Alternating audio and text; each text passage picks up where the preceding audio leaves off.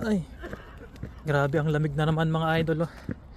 Kita nyo halos nagpa-fog na naman. Ayan oh, pagka malayo hindi masyadong makita. And mga idol, samahan niyo ako. Punta tayo ng Philippine Embassy para magpa-update tayo ng kontrata natin. Kasi kailangan natin magpa-update. Pero punta muna tayo sa doktor para may pa-close natin yung sick leave natin. Kasi noong mga nakarang araw hindi tayo nakapasok dahil inatake tayo ng ayun, yung gout.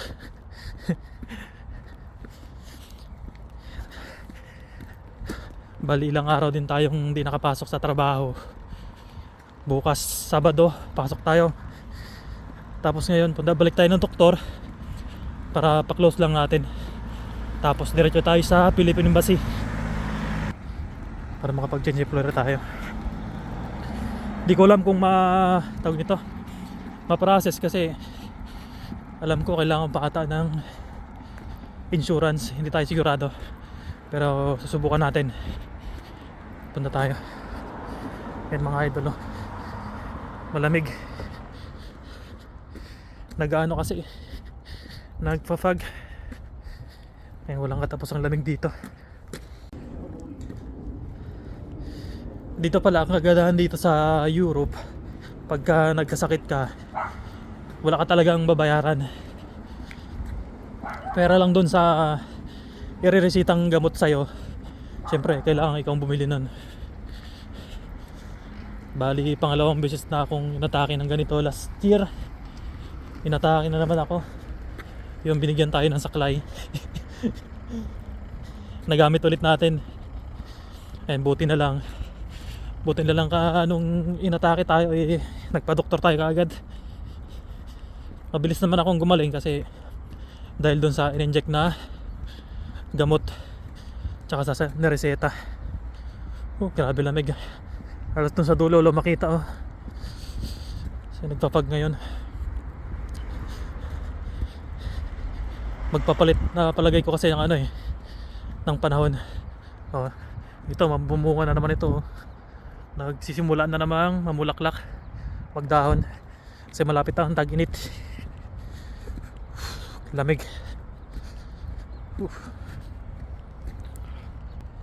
Ang tulad dito pag nagsakit ka, sulo mo talaga mga idol. Kaya kailangan pag nag-abroad malakas ang loob, isang loob mo talaga. Kasi mahirap magkasakit, kaya kalusugan talaga pinaka-importante sa lahat.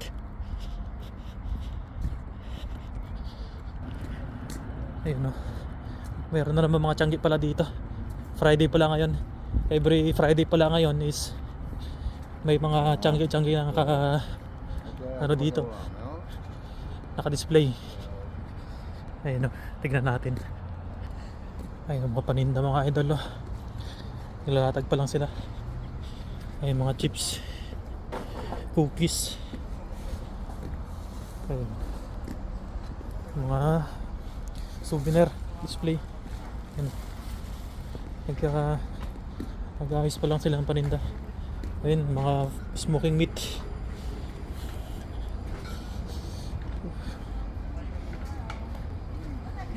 Ayun, daming wine oh. Tinapay, tignan nyo naman, tinapay naka-display lang sa labas. Pag sa atin sa Pinas yan nabash-bash na. Diba? Dito lang yan oh. Ang lalaking tinapay oh. Tapos may mga gulay. Ayun, gulay nila di ganito lang oh. Pipino, may broccoli. Ayan. Yan ang mga gulay nila dito. Kamatis, talong. Ibang klaseng variety ng talong. Yung avocado meron din oh.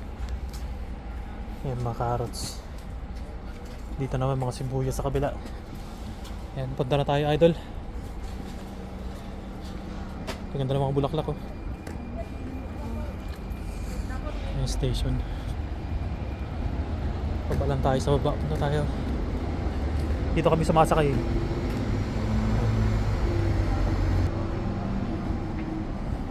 Station yung biyahe dito, mayroong oras. Tulad yan, platform number 15, nakalagay dyan yung mga biyahe. Pero dito tayo maghihintay sa kabila. Ayan, pasensya na kayo mga idol kung medyo hindi pa tayo energetic sa pagbablog natin kasi alam nyo na nagkasakit tayo. Ayan, dito tayo sakay. Ayan, hintay lang tayo ng bus. Ay, sakay natin. Mga ka-idol, nakababa na tayo. Nalakad tayo. Ito pala yung bibigay nating papel para may pasa natin sa company natin. Nalakad lang tayo. Ganda ng simbahan na to. Old. Ganito yung lugar nila. Ay, lakad lang tayo dito.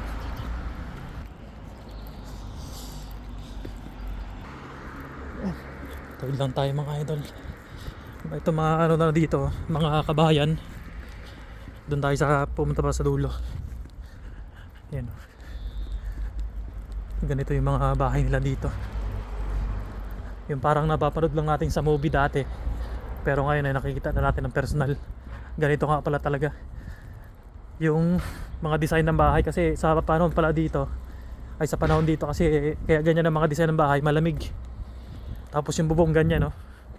Ganyan ang bubong dahil pagka nag-snow matutunaw siya, hinakapitan.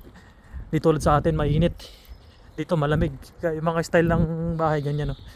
May mga ano yan, may mga protection pa yan sa lamig. Hindi lang basta tinayo yan na tulad sa atin na purong semento, palitada, okay na. Yan, may mga foam pa yan yung loob niyan. Kasi meron akong nakitang ginagawang building, meron pa silang nilalagay ng mga foam. Yan, no? Napakatahimik dito, wala mga marites. Ganito yung lugar dito mga idol, oh.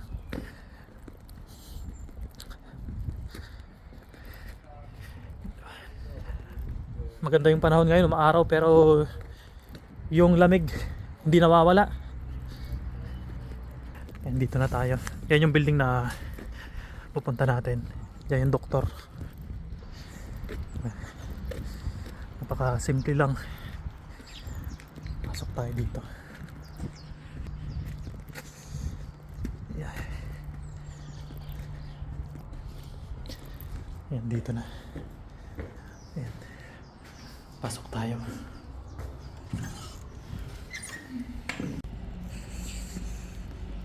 Ayun mga ka-idol, okay na, tapos na. Bali yung papel na hawak natin kanina binigay lang natin doon, tapos sabi ng doktor siya na daw mag-close. Bali hindi na ako pumasok doon sa loob. Ngayon punta naman tayo sa Philippine Embassy para magpa-update tayo ng employer natin, change employer. Ayun mga idol, dito na tayo sa Cernimos. Ayun, Cernimos. Bili muna tayo ng ticket natin. Pagka bibili na yung ticket, ayun, tatap lang natin yung card natin. Siyempre meron dito English. Yan, English lang. Tapos bili tayo ng, ayun, buy ticket. Napakadali lang ito. Tapos kunin lang natin yung 30 minutes. Ayos, pay with card. Yan, tap lang natin yung card natin. Ayun, lalabas na yan. Tapos print. Yan, lalabas. Ito na yung card natin, oh. Tapos pagpapasok na tayo, tumating na yung train, i-insert lang natin to dito. Insert lang natin dyan. Pero mamaya na tayo papasok kasi wala pa yung train. Pagka insert kasi natin, yung oras gumagana. 30 minutes lang kasi ito. Ayan, oh. Meron naman siyang araw, napakadali lang. So ayun. Ayun, dito tayo. Mayroon paparating. Ayun, paparating na. Check lang natin.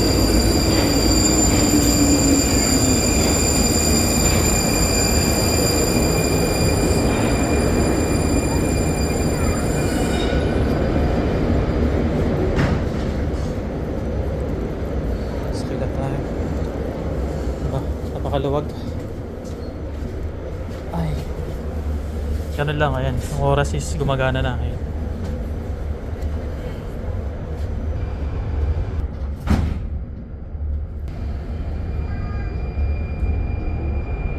Stanice Reichsbahn Wszystkich Miejsc Agencji Transport.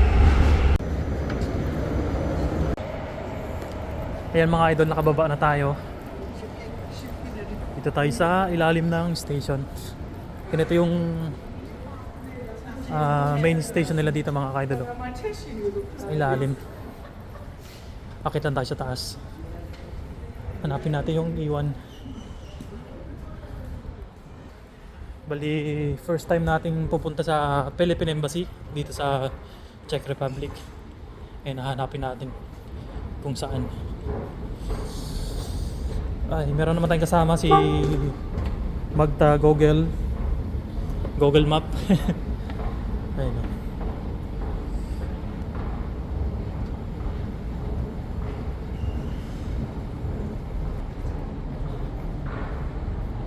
Ay, labas lang tayo. Ay, meron pa palang escalator pataas. Bali, alam ko malalim yung kanina eh. Ito, mataas ito. Ganun yung kabilis ang escalator. Mabilis dahil yung ano eh, malalim siya.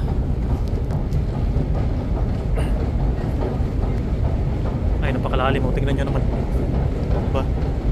Kung gaano kalalim. Kaya yung takbo ng escalator ay mabilis.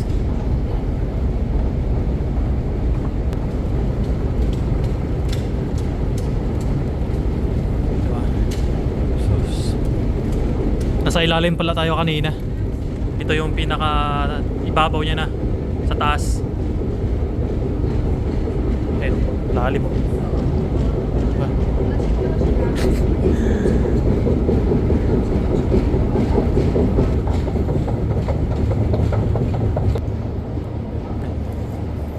Palabas na tayo.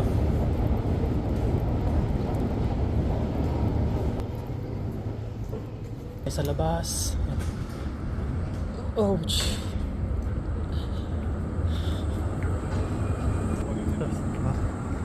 Ganda ng panahon ngayon. Ayun, hanapin lang natin yung building. Search lang natin sa Google. Ayun mga idol oh. Ganito yung lugar dito. Ayun oh. Millennium. Yung mga structure nila dito eh luma. Ito yung makasaysayang mga structure dito. Diba? Sobrang ganda. Tingnan nyo no, mga building nila idol. Napakaganda. Lakad lang tayo.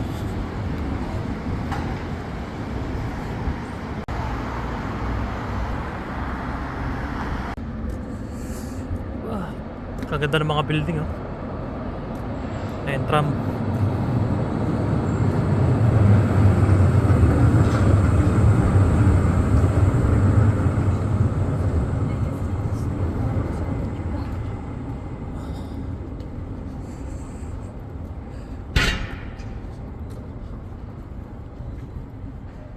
Ito na mga idol, nakarating na tayo. Ay, nakita ko na yung ano, yung flag ng Pilipinas. Ayan. Ito tayo sa Philippine Embassy. Tignan natin yung saan ang entrance ito.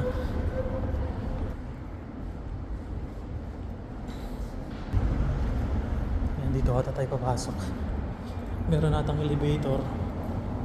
First floor daw nakalagay eh. Hindi ko alam kung saan dito yung elevator.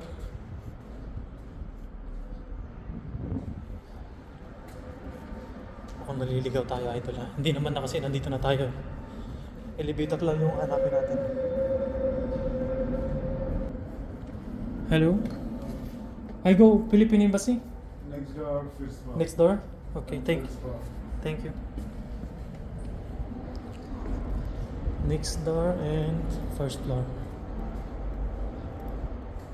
Ayun dito. Pasok lang tayo dito. Oh, ganda.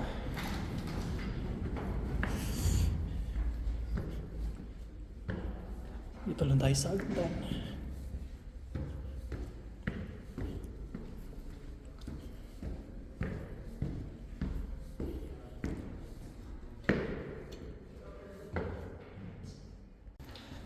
Ayan mga idol, bali hindi natin nasikaso yung pag-change employer natin.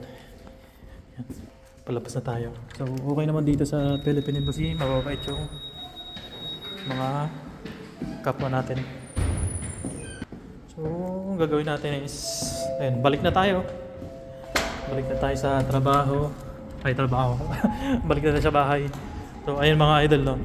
Share ko lang sa inyo. Ito yung mga kailangan pagka magpapa-change employer ka. Ayun, nandito. Ayun, no? I-zoom in lang natin para malapit-lapit. Ayun, mabasa ninyo. Ayan.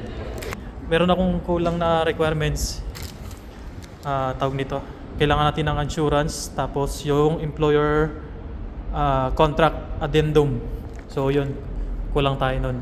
So, intry lang kasi natin na pumunta dito para, ayun nga, intry lang na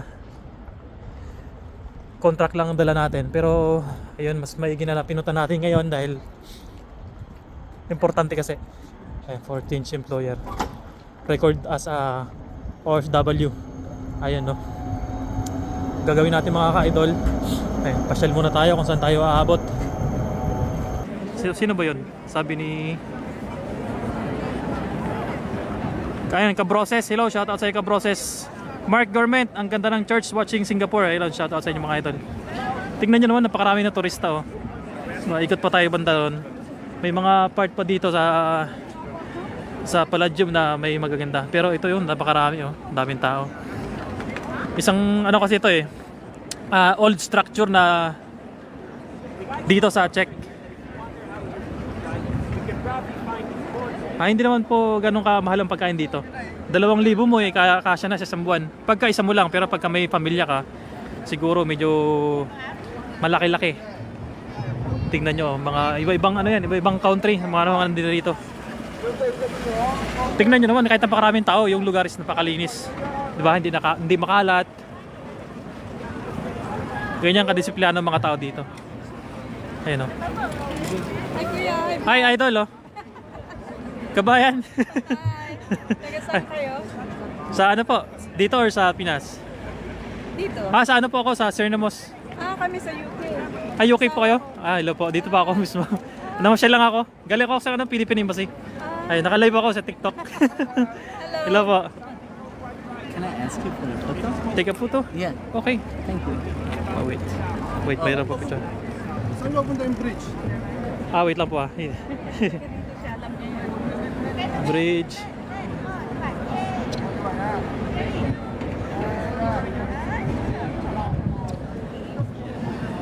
Thank you. Thank you so much. Oh, You're that's welcome. nice. Thank you.